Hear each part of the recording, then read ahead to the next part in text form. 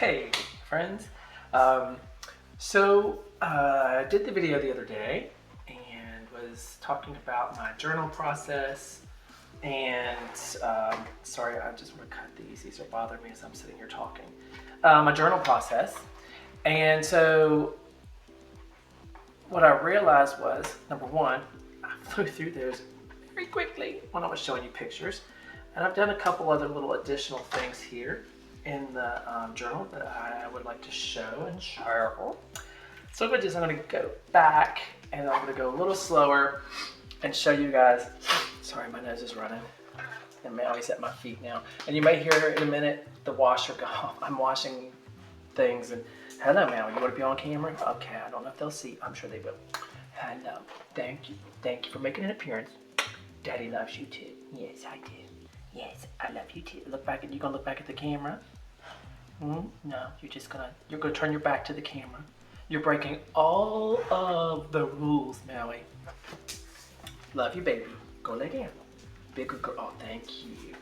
Okay, so as you can tell, the book, when it's not clamped shut, doesn't really even want to shut anymore because the pages have gotten so warped due to gouache, etc. I'm sure this little thing is like, what are you doing to me? So what I did, and I'm going to get a little closer with this so you guys can see it better. Opening page, like I said, this is my business card. I just doodled over it. Maybe I should turn the hair a little more. There's the business card doodled over it.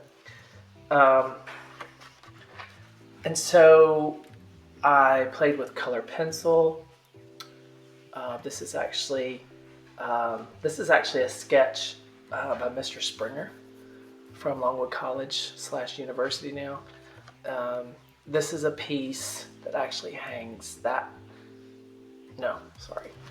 hangs this way. It's going to be a light sconce when I get it done. And so what I did, like here you even see there's some transparent paper. So I was trying to play there with filtering light. Like I said, I was actually sitting on the deck upstairs underneath the willow oak in the backyard. And this is actually the shadows that were being cast down, and I just colored them in. Like I said, here's the first time I use gouache. And here's some more of the tape, and I play because I'd never used gouache before, and I really like it. I really do. I've fallen in love with it, and I don't know why I never messed with it before, honestly. And I guess, like I said in the previous video, the studio chat from before, one of the reasons I guess I didn't play with gouache. I guess I just didn't play with gouache because it was like, I'm like, it's just watercolor. It's like watercolor, you know. And I wasn't good at water. I don't feel I am good at watercolor. I'm not gonna say I'm not good at it. I don't feel like I'm good at it because the way I paint, it doesn't come off always. Like watercolors to me always tend to be so light and airy, and they have those wonderful spots of white and just these little like bloop, bloop. And there's like these spots of just water, and they're always so pretty. And I always feel like mine are kind of heavy and clunky. I've never been able to get watercolor to work the way I want it to until I discovered gouache. Go figure. So I just never messed with gouache. So when this whole break happened, when I was furloughed for a couple months, and I was challenging a lot of things, and I was so slouchy in the last video. I looked like I had a gut, and I'm telling you, I don't have a gut anymore. Yeah. You know, while I was challenging everything else, I was dropping the weight. And some of you have asked how much I've dropped. I'm just under 40 pounds. 40 pounds is my goal. My second goal. I met the first goal of 30 and kept going, and I'm almost at my second goal, which is 40. And then I won't be going any further. As a matter of fact, I'll be maintaining that weight, and then I'll be working out to start to build some muscle tone. But anyway, I was challenging everything. I was challenging how I thought about things. I was challenging my daily life. I was challenging everything. So I thought, when this class came up and that I took with Viz Arts, which is in Richmond, Virginia. It was one of their first, with my particular professor, one of her first Zoom classes. And so I took the class, and one of the things she suggested was, you could play with gouache, et cetera, et cetera, et cetera.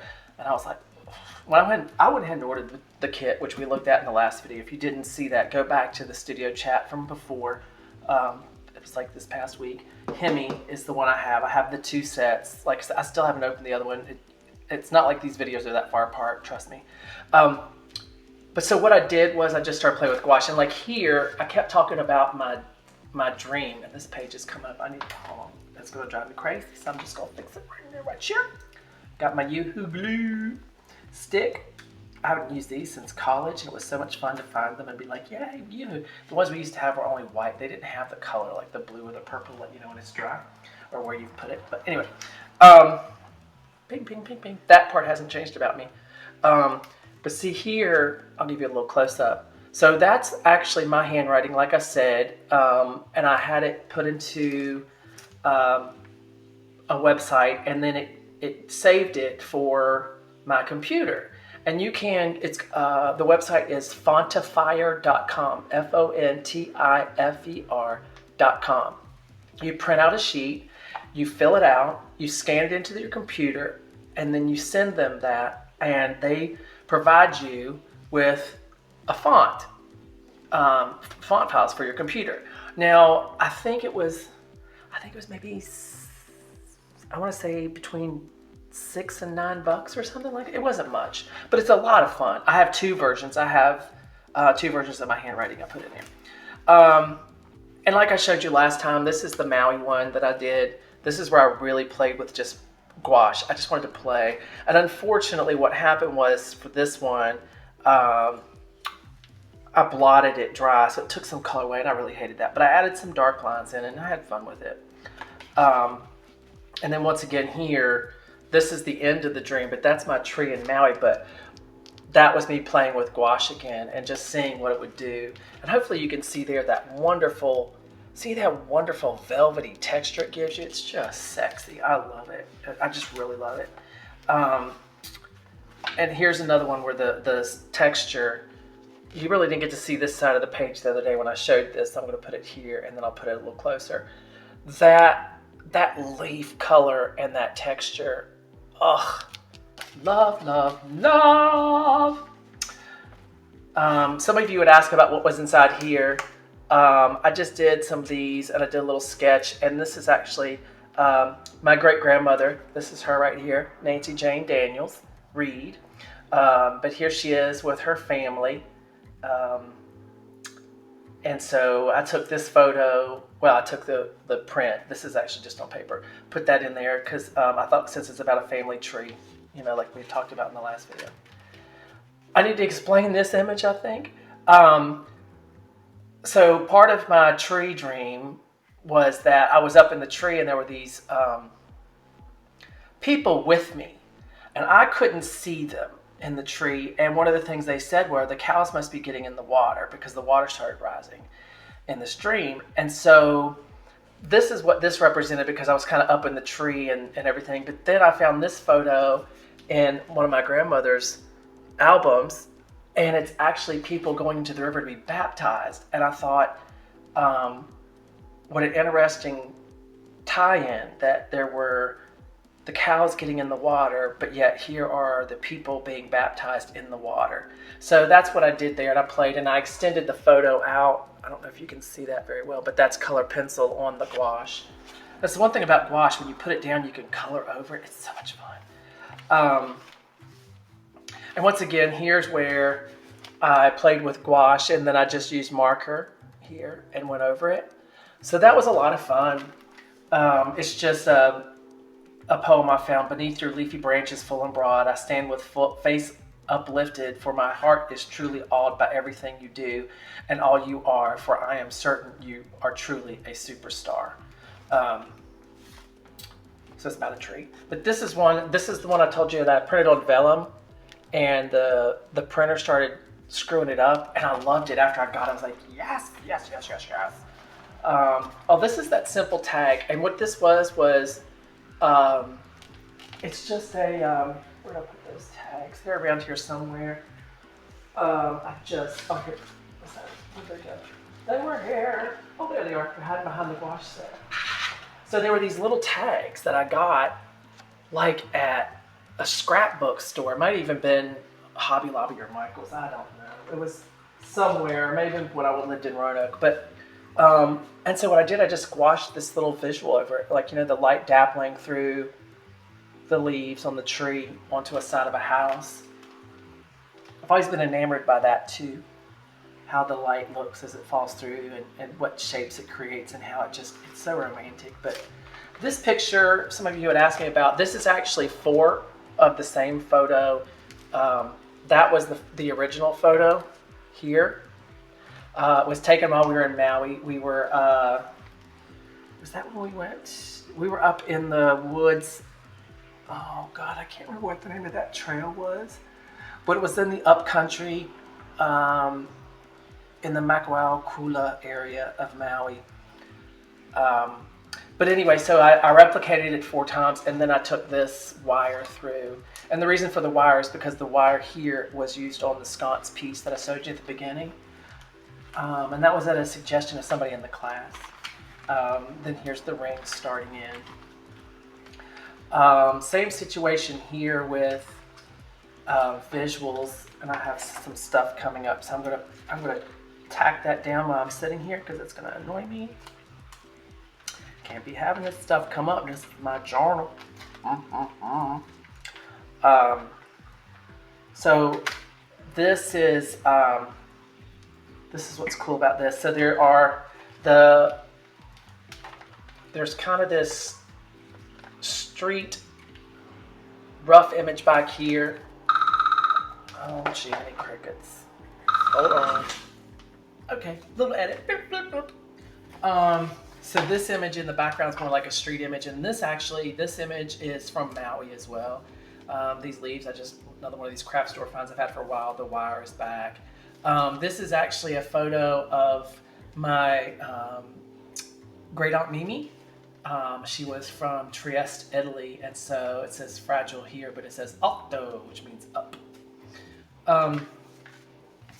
Here's a closer shot of the very first time I put the leaves and the rings together. It's gouache with marker. And I'll just flip through. I'm not going to make you look set, but this is gouache and marker on mulberry paper over here as well. Another image that I put through the printer. Now this is actually origami paper that I drew over. And then on the background is actually another piece of vellum that I had printed. It's like a nature scene with some blurred out buttercups. Origami paper again, and then origami paper. I did the background, then I did the origami paper, and I painted it, let it dry, and then put another layer so it feels like there's leaves and depth. And that's the first time I played with depth really in regards to the color. This is another Maui photo that I did 4 times from the same hike from before. I'll let you see that up close. And you can see the delicate little lines in there. You can actually, I have a red bubble store. And I'll put the link down in the description, but I'll also put it here at the bottom. But my red bubble store, you can buy things from Redbubble with this on it. This one is the first time I used color in the rings. When I did this, this is when the protest over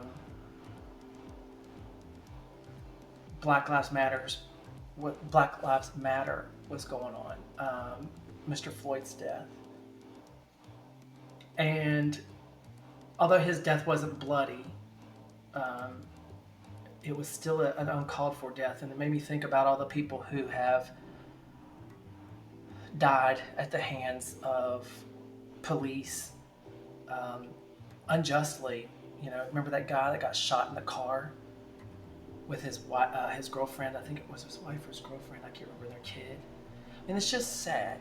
So this was my reaction to that there was all this life, and then there was this blood, and it was just, it was there.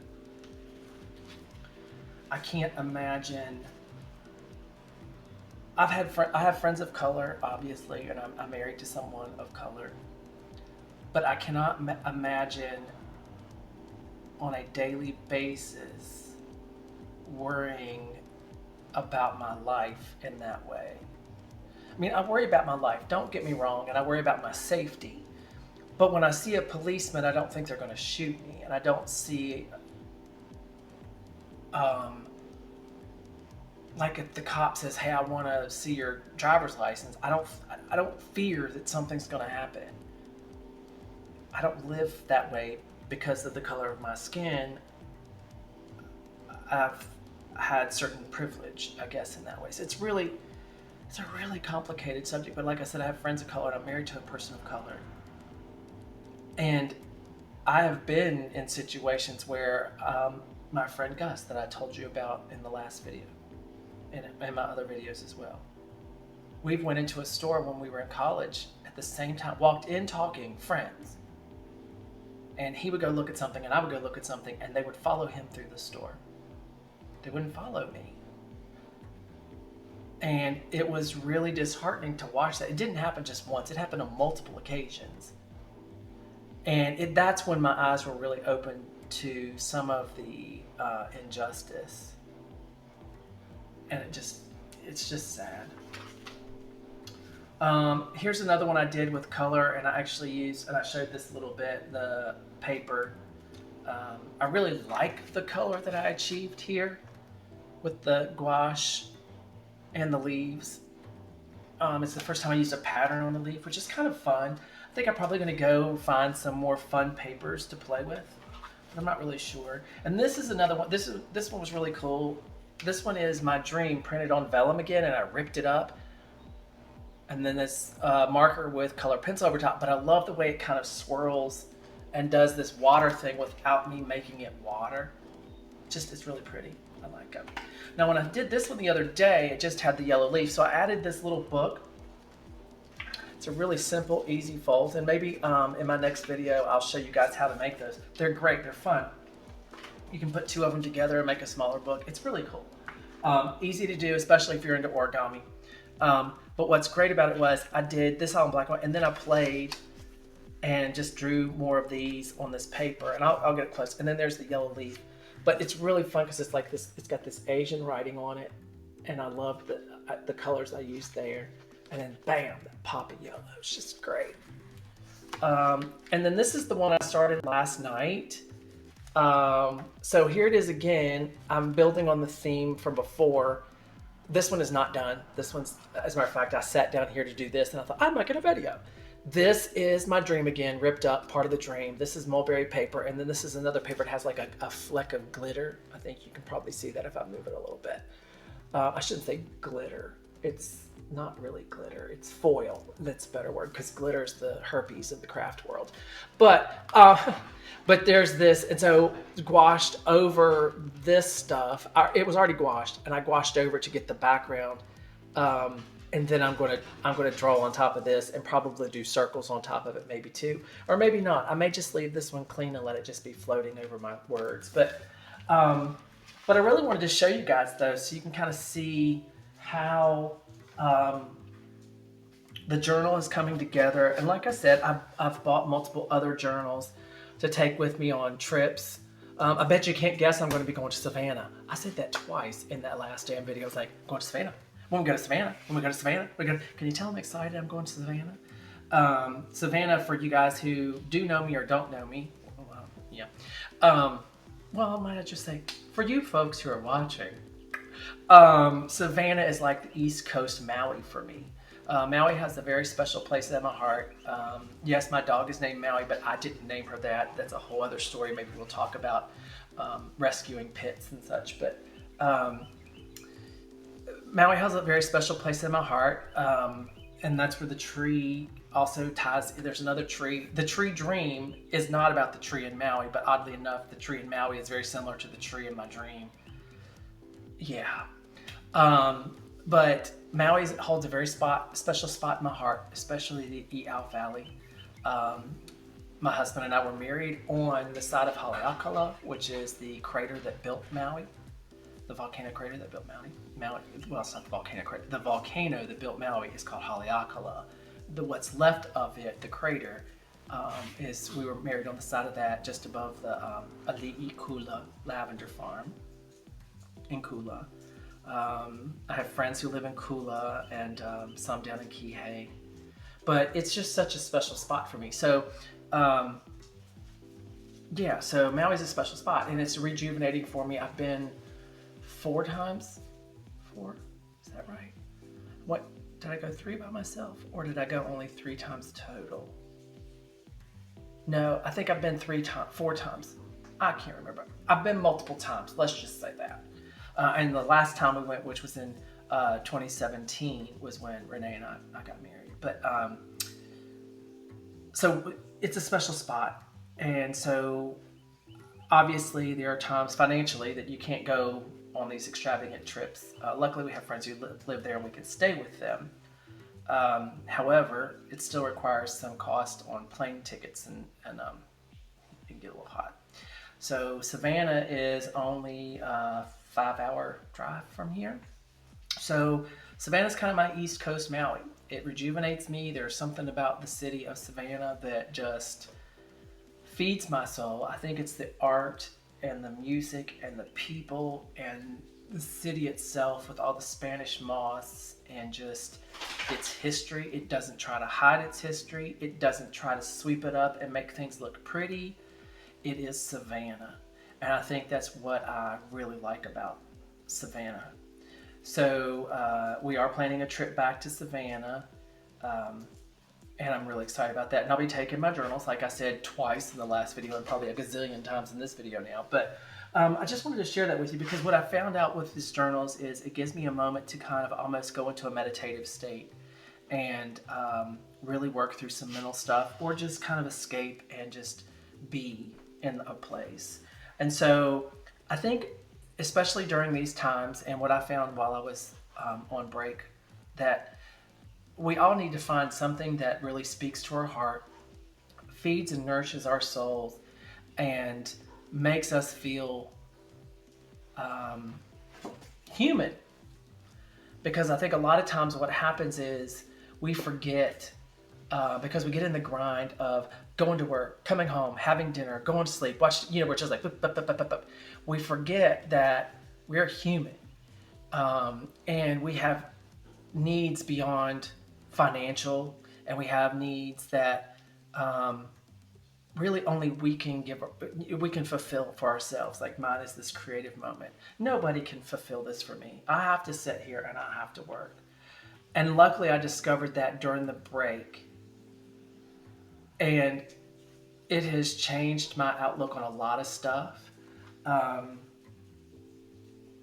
know that probably soon I will start going back to the mural that's back there. I need to go to that mural and finish it because it says a lot. And what's funny is things that are happening here, I'm thinking about back there. So it's working and I need to do that. So anyway, I'm going to wrap this video up. I'm babbling. I appreciate each and every one of you. Thank you for watching the video. Thank you. Like it, subscribe to my channel, comment on this video. I always love hearing from folks. And I will see you all very soon. Okay? Have a good evening or morning, whenever you're watching. You get it. Take care of yourselves. Be kind. Be kind to yourself and to everybody else. Thanks.